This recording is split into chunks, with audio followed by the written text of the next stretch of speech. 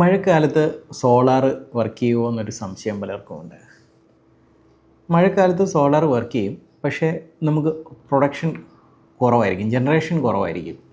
നമ്മൾ ഒരു 3 kilowatt system install ചെയ്യുമ്പോൾ ആവറേജ് നമുക്ക് ഒരു വർഷം കിട്ടുന്നതെന്ന് പറയുന്നത് 12 യൂണിറ്റ് വെച്ചിട്ടാണ്. അതായത് നമ്മൾ ആവറേജ് കാൽക്കുലേറ്റ് ചെയ്യുന്നത് 365, അതായത് ടോട്ടൽ പ്രൊഡക്ഷനെ 365 വെച്ച് ഡിവൈഡ് ചെയ്യുമ്പോൾ നമുക്കൊരു 12 യൂണിറ്റ് വെച്ചാണ് നമ്മൾ കേരളത്തിലെ സാധാരണ ആവറേജ് പറയുന്നത്.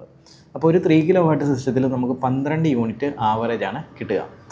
നമ്മൾ സൂര്യപ്രകാശം നല്ല വെയിലുള്ള സമയങ്ങളിൽ നമുക്ക് കിട്ടുക 12 പകരം 15, 16, 17, 20 ഒക്കെ കിട്ടുന്നുണ്ട്. ചില സ്ഥലങ്ങളുടെ വ്യത്യാസം അനുസരിച്ചും പാനലിൻ്റെ വ്യത്യാസം അനുസരിച്ചും അതിൻ്റെ ഷെയ്ഡിങ്ങോ കാര്യങ്ങളോ ഒന്നും തന്നെ ഇല്ലയെന്നുണ്ടെങ്കിൽ അത്യാവശ്യം നല്ല രീതിയിലുള്ള പ്രൊഡക്ഷൻ നമുക്ക് സൂര്യപ്രകാശം ഉള്ളപ്പോൾ കിട്ടും.